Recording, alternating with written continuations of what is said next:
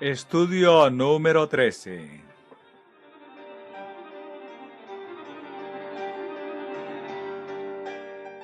En el último estudio hemos intentado aclarar, hasta donde sea posible para nuestro pueblo, la diferencia entre la creencia satánica y la fe de Jesucristo. La diferencia entre justificación por las obras disfrazada de justificación por la fe y su genuina contraparte. Ese ha sido el objetivo, y recordaréis cómo lo presentamos. Eso nos llevó al tema que está ahora siempre ante nosotros, que hemos de tener la enseñanza de la justicia, de acuerdo con la justicia.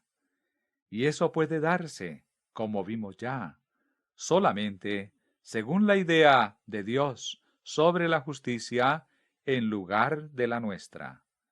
Y hemos de tener la mente capaz de comprenderla, que es sólo la mente de Jesucristo.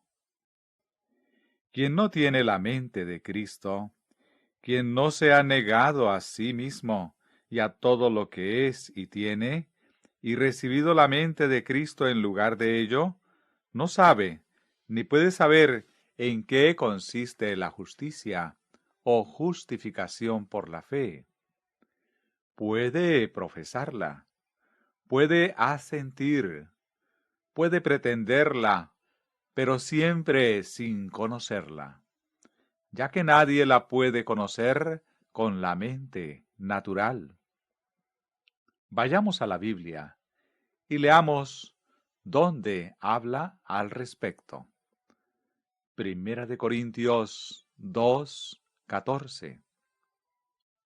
El hombre natural no percibe las cosas que son del Espíritu de Dios, porque para él son locura. Esa es la precisa manera en que han tratado la justicia por la fe cientos de personas que profesan creer en ella. Pastor Lewis Johnson. Los sacerdotes de la Iglesia del Estado en Escandinavia la predican de ese modo. Sí, los católicos la predican así. Con la mente natural no puede ser de otra forma. Y eso sucederá siempre con aquel que no posea la mente de Cristo. Pero el que no posee esa mente no se da cuenta. Cree que está en lo correcto. Cree que ha captado la justicia de Dios que es por la fe. Lo que tiene no es tan bueno como para evitar que esté siempre necesitado de añadirle parches y remiendos. Pero aún así piensa que eso es justicia por la fe. El hombre natural no percibe las cosas que son del Espíritu de Dios, porque para él son locura, y no las puede entender, porque se han de discernir espiritualmente. Por lo tanto, ¿puede alguien conocer la justicia de Dios con la mente natural? Apelo a vosotros. No presto atención a quienes sois, si habéis oído jamás sobre Cristo en vuestra vida anterior. Tomad ahora ese versículo, analizando qué es lo que dice. ¿Cómo puede alguien conocer la justicia de Dios con la mente carnal, con la mente de Satanás? ¿Podrá? No, contesta la congregación. ¿Puede la mente de Satanás conocer la mente de Dios? La ley de Dios es la justicia de Dios expresada en letras, en palabras, en los 10 mandamientos. No sé de ningún adventista del séptimo día que esté en desacuerdo con eso. El problema es que muchos procuran obtener la justicia de Dios a partir de la ley, mediante la ley. Otros, por el contrario, la obtienen sin la ley, por medio de la fe de Jesucristo, para todos los que creen en Él, porque no hay diferencia. Ahora, y significa ahora, aparte de la ley, se ha manifestado la justicia de Dios, testificada por la ley y por los profetas. La justicia de Dios por medio de la fe de Jesucristo, para todos los que creen en Él, porque no hay diferencia. Romanos 3, verso 21 y 22. El que la obtiene de esa forma, la posee realmente. No obstante, todos estarán de acuerdo en que los 10 mandamientos expresan la justicia de Dios en palabras. Los designios, la mente, de la carne son enemistad contra Dios, porque no se sujetan a la ley de Dios, ni tampoco pueden. Romanos 8, 7. ¿Cómo podría entonces la mente carnal conocer la justicia de Dios? ¿Cómo podría la mente carnal sujetarse a ella? No puede, dice el Señor. Por lo tanto, el que tiene solo una mente carnal, el que conoce únicamente el nacimiento natural y carece de la mente de Jesucristo, no puede conocer la justicia de Dios, que es por la fe de Jesucristo. Y ahora, cuando el Señor quiere revelarnos la justicia de Dios de acuerdo con la justicia, cuando desea darnos la enseñanza de la justicia de acuerdo con la justicia, ahora como nunca antes en la tierra, debemos poseer solo la mente de Jesucristo.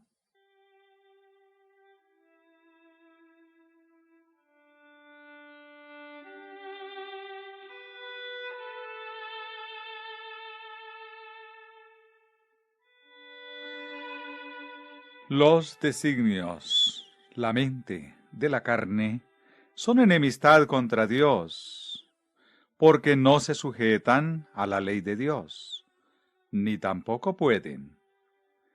¿Se sujeta la mente de Cristo a la ley de Dios? Sí, dice la congregación. ¿Sucedió en algún tiempo de otra forma? No, contesta la congregación. La mente de Cristo siempre estuvo sujeta a la ley de Dios. Toda la Biblia, por supuesto, es la exposición de la ley de Dios tal cual es en Cristo. Por lo tanto, ¿acaso no estuvo siempre la mente de Cristo sujeta a la ley, a la palabra de Dios? Sin duda alguna. Allí donde fuera leída la palabra de Dios, ¿cómo la recibía la mente de Cristo? De forma instantánea. Nunca decía, me pregunto cómo es posible que sea así. Nunca dijo, bien, pienso que eso significaría tal cosa. ¿No lo podéis imaginar diciendo, ¿no exageras un poco en la lectura de ese texto? ¿No podrías modificarlo un poco? ¿Se sintió alguna vez contrariado por lo que la Biblia declaraba sobre alguna cosa? ¿O por lo que el Señor dijese? No. Allí donde se presentara la palabra del Señor, la mente de Cristo respondía instantáneamente. Hermanos, podéis, y todo hombre en el mundo puede conocer y tener ese preciso tipo de mente. Sé que podéis tener ese tipo de mente que responde instantáneamente a la palabra de Dios, sin cuestión, duda ni señal de rechazo. Podéis saber al respecto. Si vosotros y yo tenemos una mente como esa, al ser leída la palabra de Dios, no habrá un levantarse en contra, objeción o disensión. ¿Es esa la mente de Cristo? Sí, dice la congregación. Así pues, es bien fácil saber si tenemos o no la mente de Cristo. Si vuestra mente y la mía, si nuestra disposición no están en esa situación de entrega a Dios, de tal forma que cuando Él habla mediante la palabra aquí o mediante sus profetas, y hay algo en esta mente o en este corazón que se levanta, objetando y disintiendo, entonces, ¿qué mente tenemos? La mente carnal, dice la congregación. Esa es la mente que comenzó a objetar en el principio.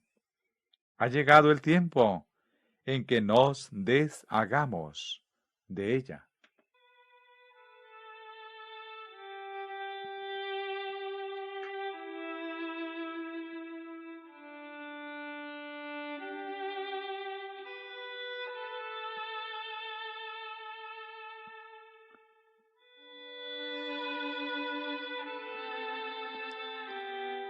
Pero afirmo que podemos tener ese preciso tipo de mente que, allí donde hable la palabra de Dios, responde inmediatamente.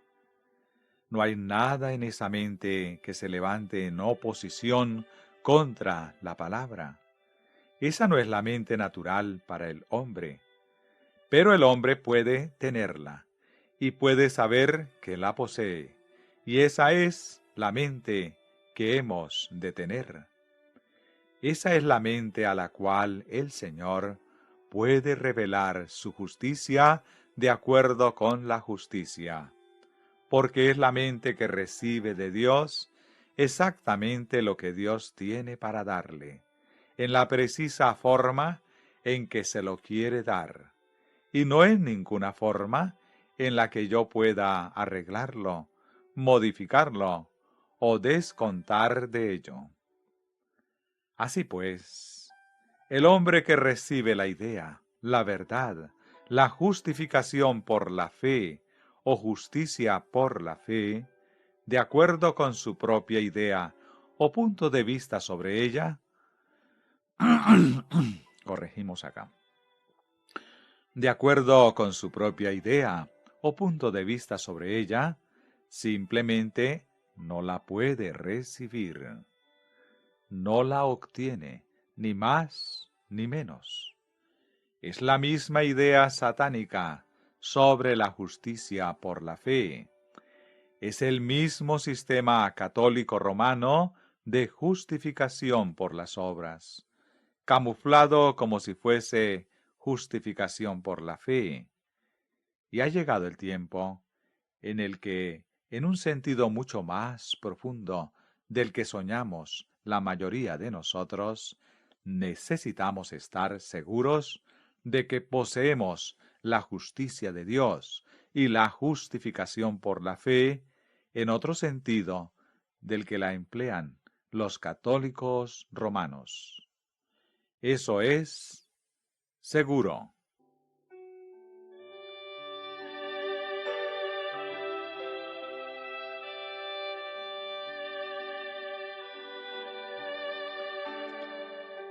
Leeré uno o dos pasajes que nos conectarán con lo que consideramos anoche.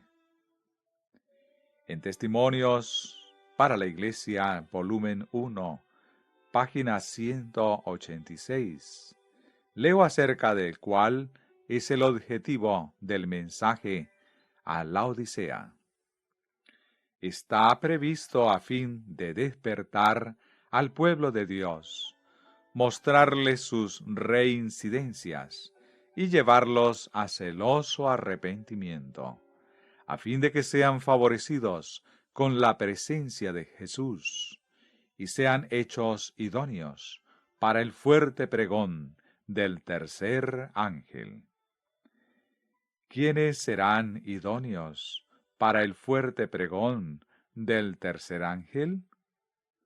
Los que tienen la presencia de Jesucristo, aquellos a quienes el mensaje laodicense ha traído la presencia de Jesucristo.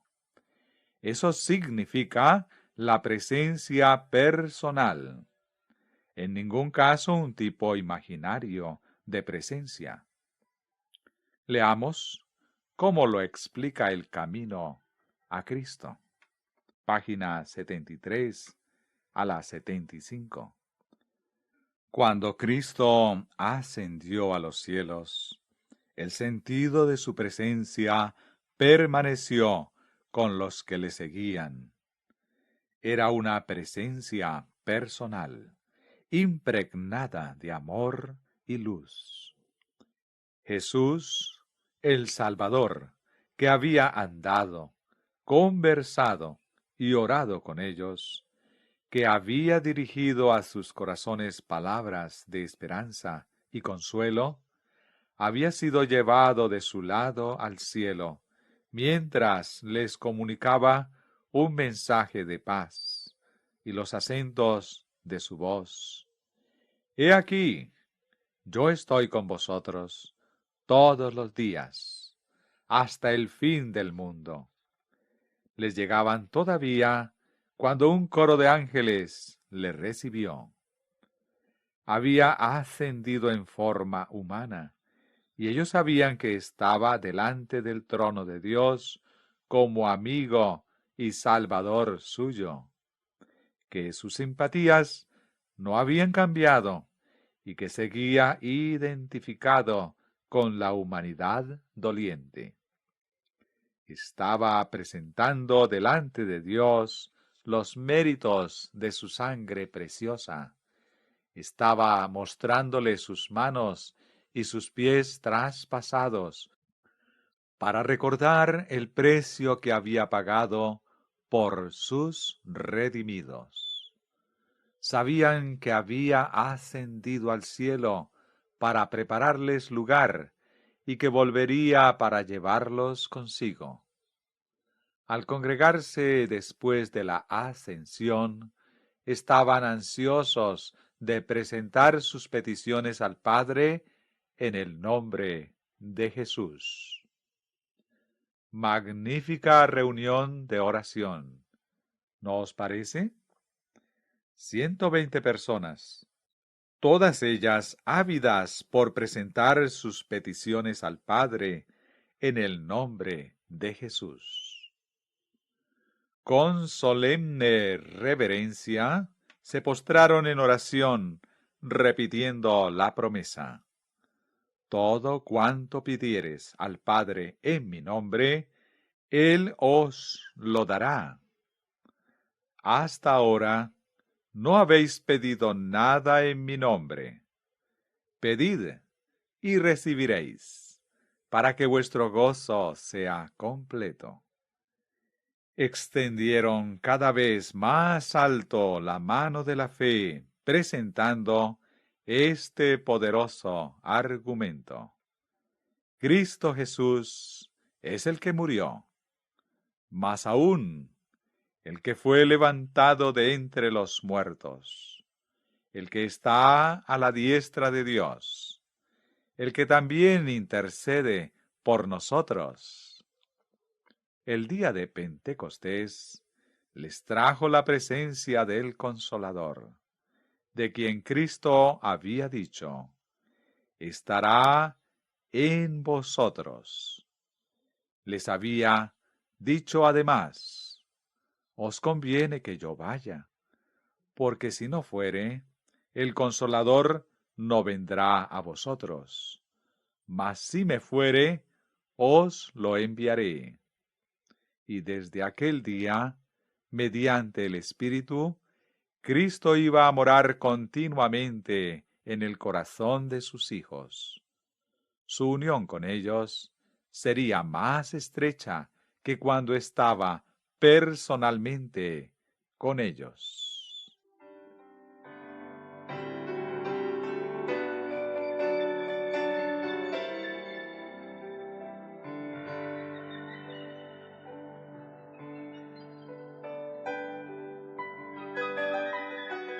Eso es lo que Él quiere que tengamos. Quiere que tengamos lo que ellos tuvieron en Pentecostés, la presencia personal de Jesucristo. Y si la tenemos, su unión con nosotros será más estrecha que si estuviese aquí corporalmente. Quiere venir más cerca de vosotros y de mí de lo que estaría si acudiera a estas reuniones cada noche y se sentara entre nosotros. Ese es ahora su deseo. La luz, el amor y el poder de la presencia de Cristo resplandecían de tal manera por medio de ellos que los hombres, al mirarlos, se maravillaban y al fin los reconocían que eran de los que habían estado con Jesús. Observad esta declaración en el testimonio número 31, página 156. El mensaje, llevado en el amor de Cristo, teniendo siempre ante nosotros el valor de las almas, arrancaría, hasta incluso de los mundanos, el reconocimiento. Son como Jesús.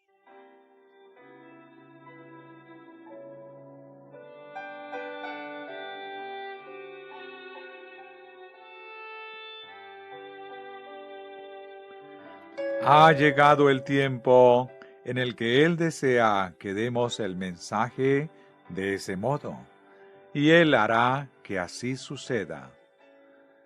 Si los que profesan hoy su nombre no le permiten venir en su plenitud, a fin de que puedan llevar de esa forma el mensaje, Él encontrará un pueblo que lo hará. Es el punto en el que ahora estamos. No podemos perder más el tiempo. Todo lo que Cristo fue para sus primeros discípulos, desea hacerlo para sus hijos hoy, pues en su última oración, que elevó estando junto al pequeño grupo reunido en derredor suyo, dijo: No ruego solamente por estos, sino por aquellos también que han de creer en mí, por medio de la palabra de ellos. Oró por nosotros y pidió que fuésemos uno con Él, como Él es uno con el Padre. ¡Cuán preciosa unión! El Salvador había dicho de sí mismo: No puede el Hijo hacer nada de sí mismo. El Padre, morando en mí, hace las obras. Si Cristo está en nuestro corazón, obrará en nosotros. Aquel que está tan ansioso y atemorizado porque no le permitan obrar o porque vayan a destruir todas sus obras, si Cristo mora en su corazón, encontrará obras por hacer. Hermanos, no estéis ansiosos acerca de las obras. Encontrad al Señor Jesucristo, y encontraréis las obras, más de lo que podéis realizar. Amén, contesta la congregación. Pero el problema viene cuando las personas fijan sus mentes en las obras, obras, en lugar de fijarlas en Jesucristo a fin de obrar, y así resulta todo malogrado. A Satanás poco le importa cuánto profese una persona creer en la justificación por la fe y la justicia por la fe, con tal de que su mente esté puesta en las obras. Ese es precisamente el pensamiento puesto ante nosotros anoche, en la definición de la fe que quisiera hoy recordar. El Camino a Cristo, página 63. Cuando hablamos de la fe, debemos tener siempre presente una distinción. Hay una clase de creencia enteramente distinta de la fe: la existencia y el poder de Dios, la verdad de su palabra, son hechos que aun Satanás y sus huestes no pueden negar en lo íntimo de su corazón.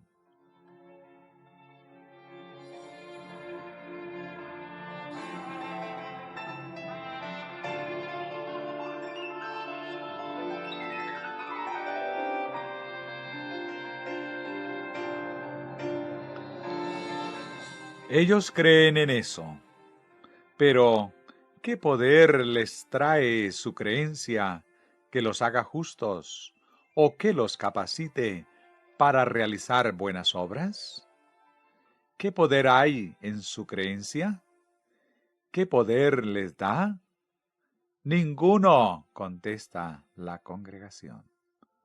No, el poder está alejado, mantenido lejos a modo de teoría, retenido a fin de ser observado desde la distancia, sostenido como un credo. Y así, hasta un espíritu puede creer en la existencia y poder de Dios, puede creer en la verdad de la Biblia, puede creer que Jesús es el Mesías, el Hijo de Dios, el Santo de Dios, y ser el diablo. Y en la forma de un papista puede creer todo eso tal como hemos dicho, y profesar al mismo tiempo la justificación por la fe. Y puede ser un gran defensor de lo que llaman buenas obras. Sí, puede esforzarse sin medida a fin de ser bueno, de ser justo, a fin de mover a Dios, tal como leímos en el tema anterior. Sabéis que lo hacen, que hacen peregrinaciones y penitencias, que se flagelan literalmente, privándose de toda comodidad. Pero, ¿quién hace las obras? ¿Quién es el que obra en todo ello? El yo obra, a fin de hacerse justo, a fin de obtener ese tesoro del mérito que asegurará un incremento en la gracia en este mundo y de la gloria en el cielo. Ese es el objetivo, ¿no es así? Sí, contesta la congregación. ¿Quién es, pues, el que está obrando? El yo, dice la congregación. ¿Se han sometido la mente y el corazón? ¿Han sido opuestos en él los afectos? ¿Existe una total entrega a él? No. Por lo tanto, el yo sigue estando en todo. ¿Quién ha de efectuar la obra para que puedan ser siempre buenas obras? Leamos de nuevo. Si Cristo está en nuestro corazón, Él obrará en nosotros, así el querer como el hacer, por su buena voluntad. Obraremos en la medida en que Él obra. Manifestaremos el mismo Espíritu. Y así, amándole y estando en Él, creceremos en todo en aquel que es la cabeza, esto es, Cristo. Efesios 4:15. Eso es lo que desea el Señor, y es eso en lo que consiste la mente de Cristo. Tal como razonamos en la pasada reunión, No puedo tener la mente de Cristo separadamente de Él. No puedo tener la mente de Cristo sin tenerlo a Él personalmente.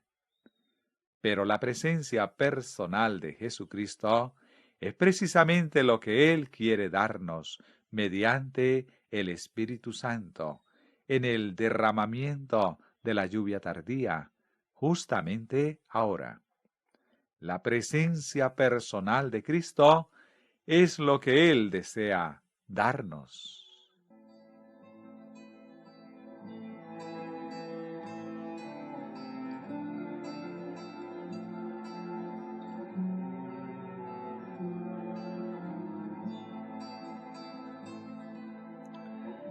Y ahora, el resto de esa definición de creencia. Una persona puede creer en la existencia y el poder de Dios. Puede creer la verdad de la Biblia.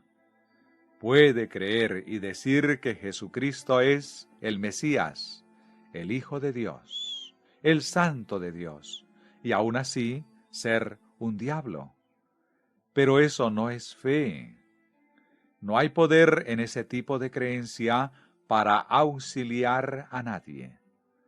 ¿Acaso no se trata de la clave en todas esas exhortaciones que hemos ido recibiendo en los testimonios todos estos años, a propósito de que no debemos mantener la verdad al atrio exterior, sino que hemos de llevarla al santuario interior del alma?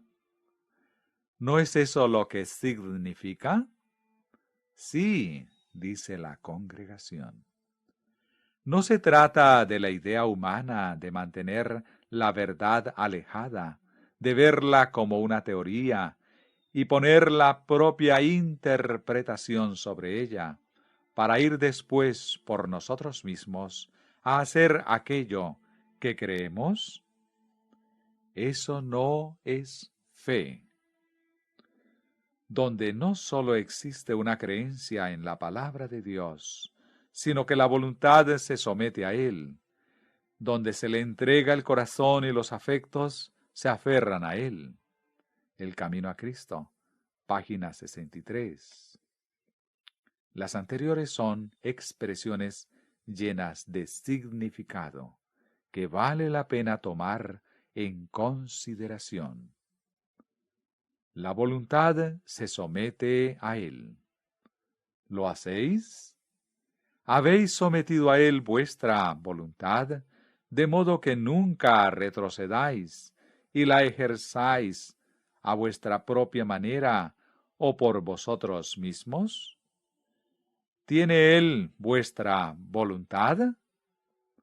Alguien dirá, pienso que la tiene. ¿Dudas? ¿No es así? Dirá algún otro, he intentado someterle mi voluntad.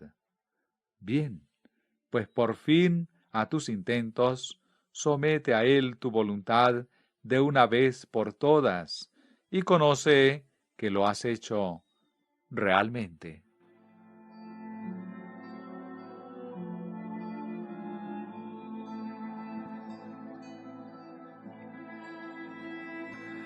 Cuando has sometido tu voluntad a Él, tus deseos, impulsos o inclinaciones no te llevan en ninguna situación a ejercer tu yo. Es tu privilegio el saber que es así. Puedes saber cuándo sucede tal cosa. Una voz escucha. ¿Cómo? ¿Cómo? Muy fácil. Sometiendo tu voluntad a Él. Dile al Señor que tu voluntad es suya, y es suya. Si no sabes si tu voluntad es suya o no, es que no es suya. Aquel que entregó su voluntad al Señor tiene conocimiento del hecho. Se vuelve un hombre espiritual y conoce lo que nunca antes en toda su vida conoció. El hombre natural no puede recibirlo, jamás puede comprenderlo. ¿cómo iba a poder comprender lo que encierra un acto que nunca he realizado? Nunca puedo saber cómo sucede, a menos que permita que suceda en mí.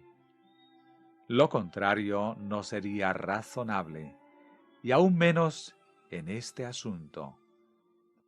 Es algo que se conoce y puede solamente conocerse entre Dios y la propia persona. Todos serán enseñados por Dios. Juan 6:45, Isaías 53:13. Uno puede decir a otro que eso es un hecho. Puede manifestar a otro que sabe que es así, pero nadie puede darlo a otro, de forma que mi hermano pueda obtenerlo de mí. Le puedo asegurar que es un hecho, y que es su privilegio saberlo, pero él solo puede aprenderlo de Dios. Lo logras sencillamente sometiéndote a Dios. Es la única forma en que cualquiera puede lograrlo y saber que es así. Hay muchísimos que no comprenden cómo, pero su gran dificultad estriba en que no lo querrán hacer cuando les explique cómo. Pregunto de nuevo, ¿le has sometido tu voluntad? ¿Lo has hecho? ¿Has atravesado esa barrera y llegado al lugar en el que puedes saber que le has sometido la voluntad, de forma que Él pueda usarla sin reparos ni cuestiones, sin disentir de la suya en ningún sentido?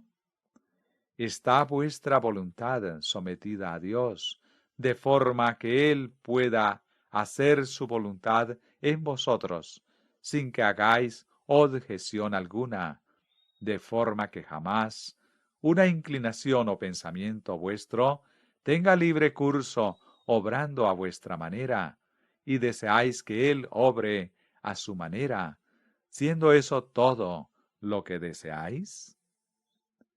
¿Es así? ¿Es esa la situación de vuestra voluntad? Sí, contesta la congregación.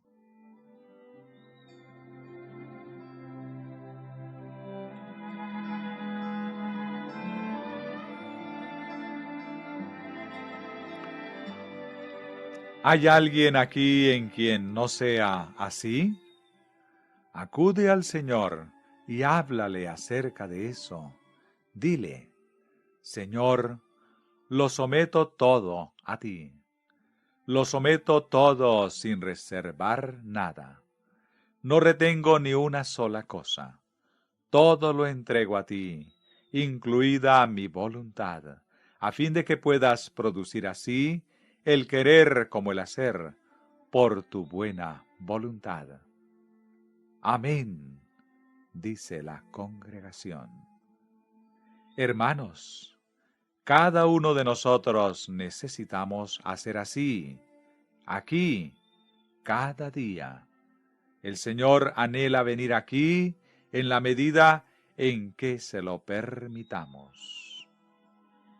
Pero por tanto tiempo como reserve algo en mi voluntad, me resultará inevitable seguir por mi propio camino. Dios no puede emplearme plenamente, no puede venir plenamente. Cristo no puede venir plenamente a menos que haya una plena sumisión a Él. Ha de suceder aquí una cierta muerte. El yo ha de morir. Eso es lo que significa muerte. Y desde luego, las personas no suelen morirse a gusto. Luchan por vivir, si es que luchan. Tened presente que no basta con querer morir. Dad el paso y morid al yo.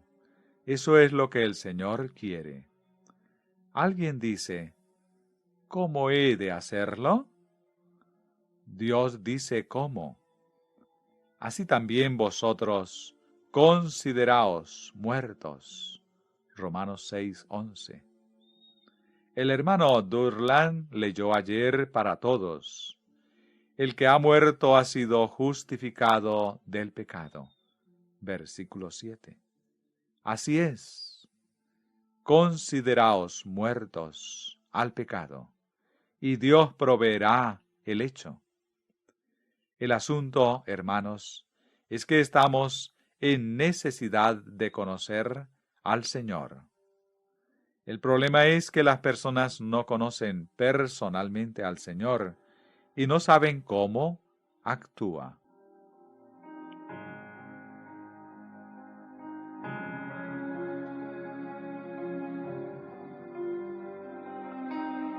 Donde se le entrega el corazón, ¿cuánto del corazón? Todo, contesta la congregación. ¿Ya lo habéis hecho? Sí, contesta la congregación. ¿Todo el corazón? Alguien dice, he entregado todo lo que sé. Bien, ahora da el siguiente paso y entrégale también todo lo que no sabes. El pastor O.S. Ferren dice, cuando una persona hace así, ¿es pobre y miserable? Contesta el pastor Jones, efectivamente. Vuelve a preguntar el pastor Ferren, ¿y ciego y desnudo? Contesta el pastor Jones, sí.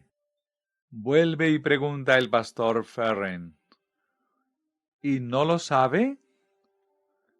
Contesta el pastor Jones, sí, pero gracias al Señor posee riquezas que abarcan todo el universo. Alguien dirá, no lo puedo entender. Tampoco yo puedo, pero sé que es un hecho. Recordad esto, hermanos, tenedlo siempre presente. Cuanto más avancéis, mayor evidencia tendréis de que es un hecho. Cuando nos aferramos al Evangelio de Jesucristo en su pureza, a cada paso y en cada fase encontraremos el misterio de Dios. Cada vez y en todo lugar encontraréis aquello que nadie puede explicar, excepto Dios mismo. Y todo cuanto podéis hacer es creer que Dios está en eso. Es así, y podéis reconocer el hecho. Permitidle que sea Él mismo quien lo explique. Eso tomará la eternidad. Lo que Él quiere es que vosotros y yo nos alegremos por tener ante nosotros la eternidad en la que Él pueda explicárnoslo. Me alegraré sabiendo que tengo una eternidad en la que vivir. No os preocupéis si entiendo esto, lo otro o lo demás allá. Nunca suceda que despreciemos la vida eterna debido a que no entendemos todo lo que Dios entiende. Pero sigue hoy prevaleciendo el mismo espíritu que tuvo Satanás, el de ser igual a Dios y no someternos a nada, a menos que lo comprendamos todo. Desechemos esa mente y creamos al Señor. Permitámosle que nos lo explique a su propio tiempo y manera.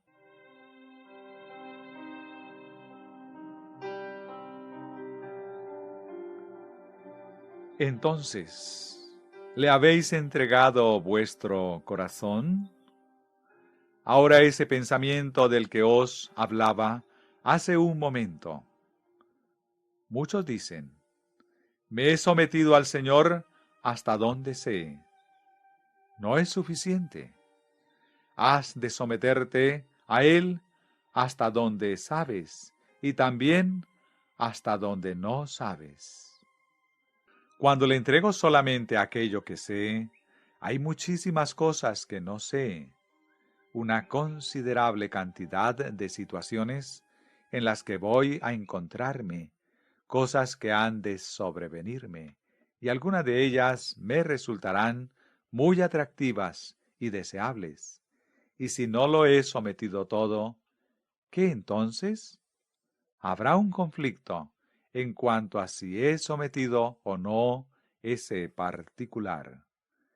Estaré así constantemente en aguas tormentosas, sin saber realmente si estoy o no sometido al Señor. Es su voluntad que salgáis de esas aguas revueltas. Someteos a Él en todo cuanto sabéis, y en todo cuanto no sabéis. Encomendaos en todo a Él, sin reservar nada ahora ni nunca, y entonces no tendréis nada de qué temer. Ni siquiera si habéis de caer hasta el fondo del mar en el próximo minuto. Os habéis entregado totalmente a Él, estáis en sus manos, entonces tenéis algo. El que hace así tiene algo que no poseía anteriormente, algo que jamás habría podido tener, de no haberse sometido precisamente en esa plenitud.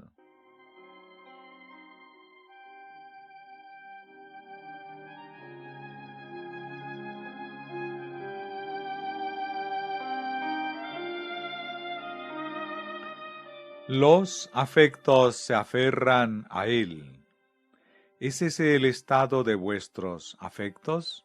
De modo que Él tenga en todo la preferencia, de modo que ocupe siempre el primer lugar y nada se interponga en ninguna circunstancia. ¿Es así? Cuando alguien hace así, ciertamente logró algo y sabe que es así.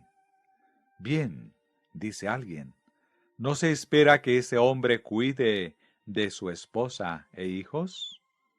No hay problema. Los encomendó igualmente al Señor. ¿Acaso no podrá el Señor cuidarlos mucho mejor de lo que podríais si no os hubierais entregado a Él?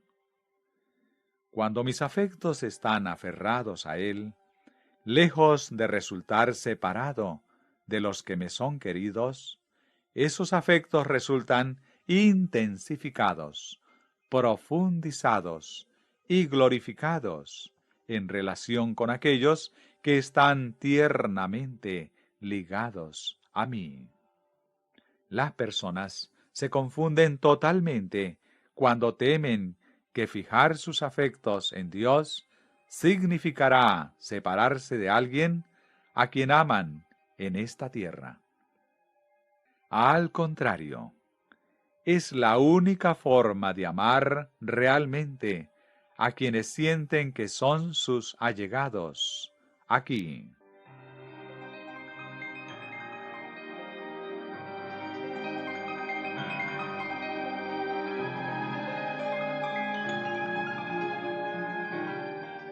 ¿Le habéis sometido vuestra voluntad?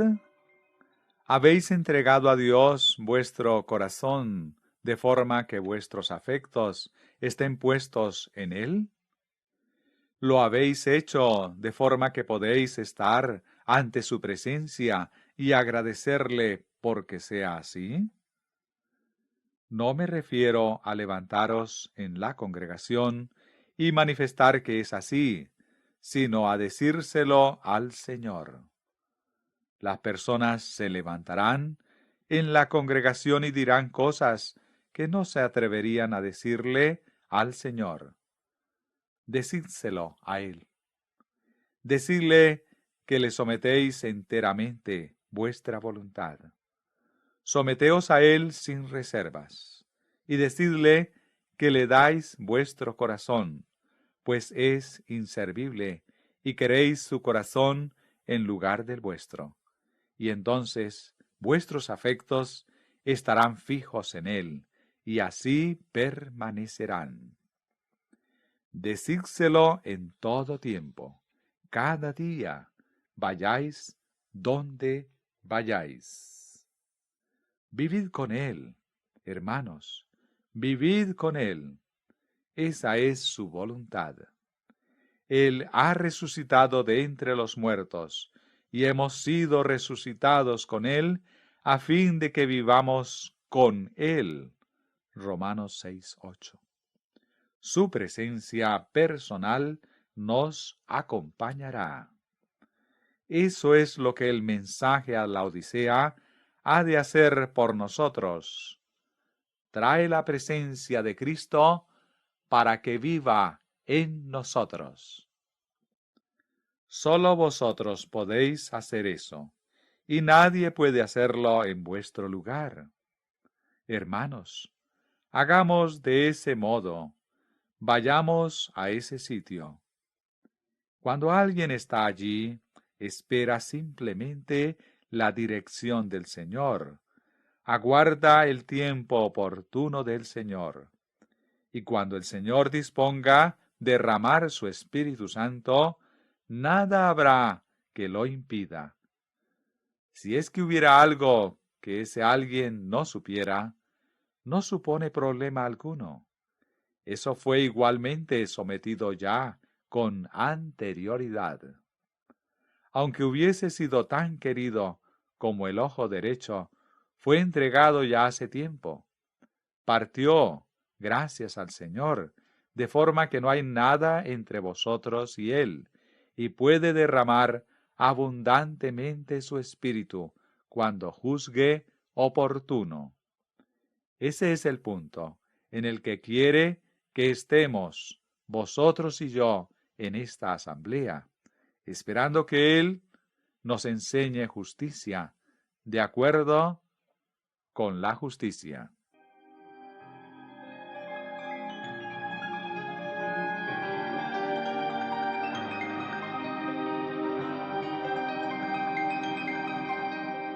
Ahora, ¿cuánto de Cristo hemos de tener?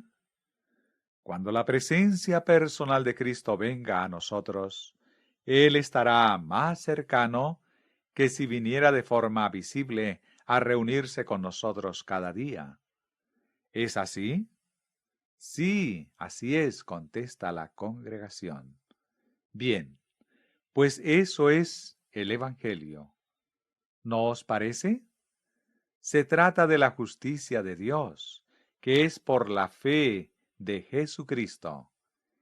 En eso consiste el Evangelio, pues en él la justicia de Dios se descubre de fe en fe. Romanos 1:17. ¿No dice de fe en obras? Oh, no. La justicia de Dios se descubre de fe en fe. Gracias al Señor.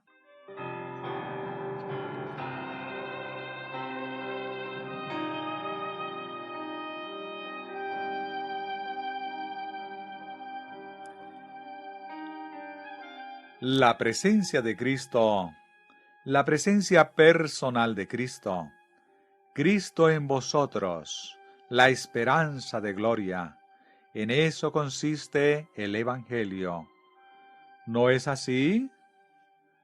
Ahora observad, y no tiene por qué haber una partícula de confusión o duda en esta cuestión de la fe y las obras. Cristo estuvo una vez en el mundo. ¿No es así? Sí, contesta la congregación. No hizo nada por sí mismo. No puedo yo hacer nada por mí mismo. Juan 5:30. El Padre moraba con él, y es quien hacía las obras. El Padre que vive en mí, él hace las obras. Juan 14:10. Como me envió el Padre, así también yo os envío. Juan 20:21. Cristo ha de estar en nosotros, tal como Dios estuvo en Cristo.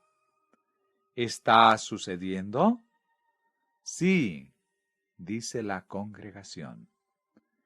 ¿Es Cristo el mismo ayer, hoy y siempre y por los siglos? Sí, contesta la congregación. ¿Cómo actuó cuando estaba en la tierra en nuestra carne? Fue mi carne la que tuvo, fue la vuestra. Anduvo haciendo bienes, asistió a los enfermos, simpatizó con ellos. Ciertamente llevó él nuestras enfermedades y sufrió nuestros dolores. Isaías 53:4. Los lleva aún. Su simpatía por los dolientes era tan entrañable que cuando ministraba en su favor, entraba realmente en los sentimientos de ellos, llevaba en verdad sus enfermedades. ¿Cómo actuará al venir ahora a nuestra carne? De la misma manera, dice la congregación. ¿Cómo actuará al estar en vuestra carne? Igual que entonces, contesta la congregación.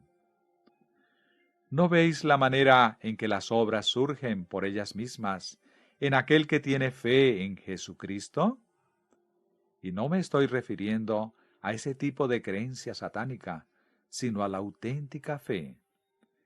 ¿No veis lo que pierden los que fijan su mente en sus obras, en lugar de fijarlas en Cristo? Pierden el origen y poder mismos, que son lo único que puede obrar el bien, que puede alcanzar y ministrar a los enfermos, a los pobres, en el espíritu correcto. ¿No habéis visto nunca a personas que ministran a los pobres y enfermos de forma que les hacen sentirse peor que si nunca hubieran ido allí? ¿No es ese el tipo de ministerio que Jesucristo realiza? No, es Cristo en vosotros. Y cuando Él va con vosotros y en vosotros, dice el testimonio que arrancará, hasta incluso de los mundanos, el reconocimiento. Son como Jesús.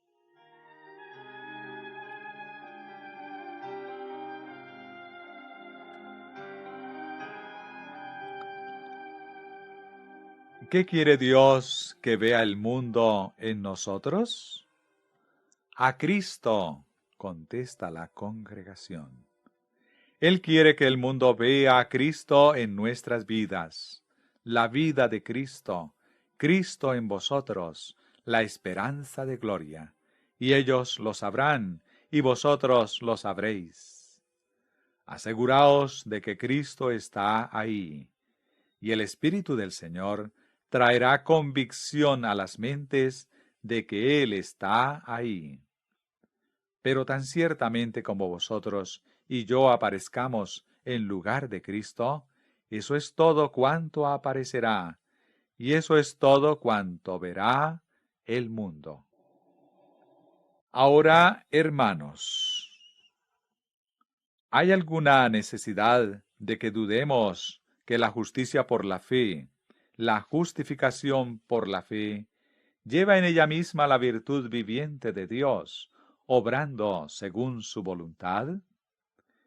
Ninguna mente que se haya sometido a Dios albergará dudas al respecto.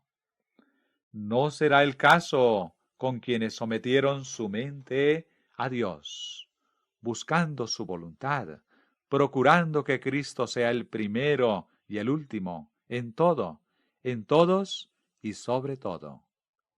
Quien así procede, adquiere un conocimiento tal de Cristo que le permite saber que esa fe en Jesucristo trae la divina presencia, el poder divino, la virtud divina y la gracia de Dios, que tendrán un poder motivador de tal intensidad en quien lo recibe como para que el que tiene más fe sea, de entre todos, el que una mayor obra realice. No podéis separarla. Allí está la vida divina, el poder divino, la palabra divina. ¿No luchó Pablo, dirá alguien, y no dijo el Señor, esforzaos por entrar por la puerta estrecha? Sí, efectivamente. Y Pablo nos explica cómo hacerlo. Leámoslo en Colosenses 1:25 y los siguientes. De ella fui hecho ministro, según la administración de Dios que me fue dada para con vosotros, para que anuncie cumplidamente la palabra de Dios, el misterio que había estado oculto desde los siglos y edades, pero que ahora ha sido manifestado a sus santos. A ellos Dios quiso dar a conocer las riquezas de la gloria de este misterio entre los gentiles. ¿Qué es lo que Dios quiere darnos ahora a conocer a vosotros y a mí? Nos quiere dar a conocer las riquezas de la gloria de este misterio. Es algo grandioso, ¿no os parece? ¿Cuán grandes son las riquezas de la gloria del misterio de Dios? Tanto como Dios mismo. Siendo así, ¿cómo podemos conocerlas si no es por la mente de Cristo, cuya presencia nos trae el Espíritu Santo?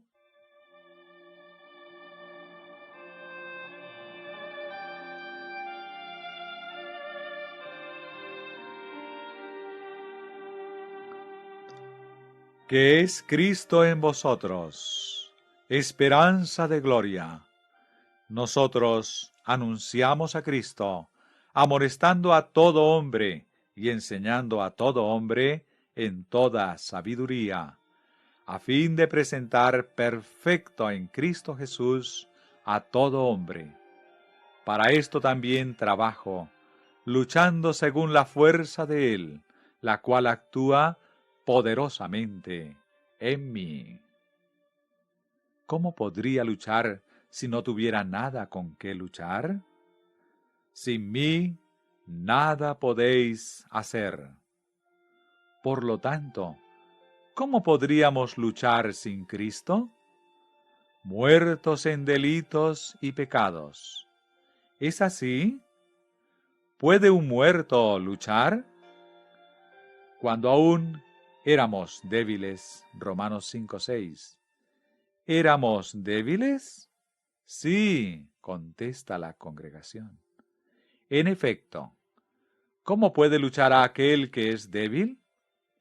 ¿No comprendéis entonces que es una perversión satánica de la idea divina el pensar que hemos de esforzarnos, luchar y consumirnos a fin de obtener de Cristo el don de la justificación?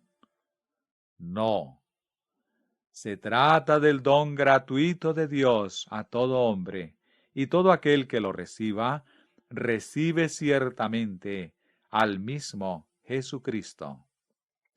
El Evangelio es el poder de Dios para salvación a todo aquel que cree. Por lo tanto, aquel que lo somete todo, que se entrega totalmente y obtiene ese poder de Dios, ese Salvador viviente, a quien fue dado todo poder en el cielo y en la tierra, tiene algo con qué luchar. Tiene poder que puede emplear con un buen propósito.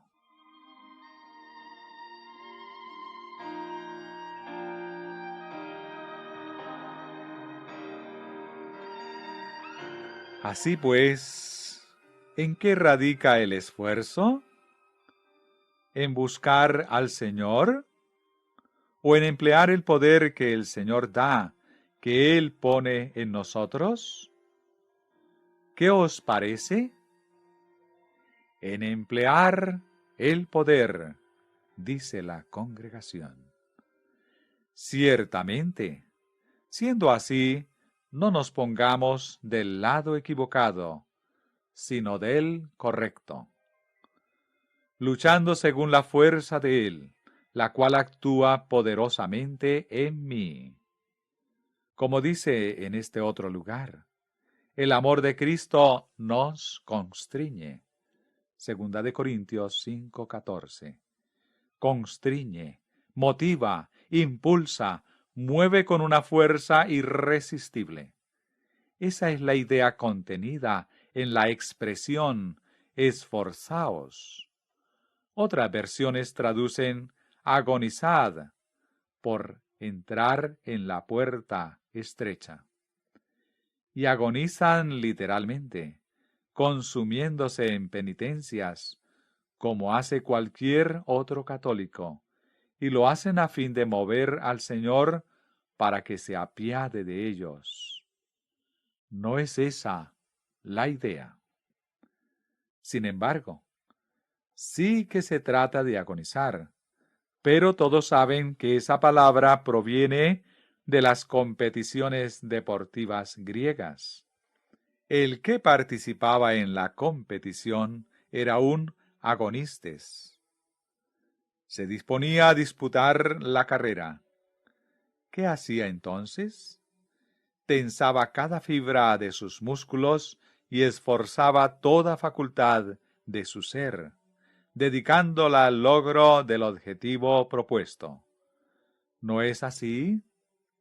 Ahora, esa es una agonía, un ejercicio, una lucha corporal.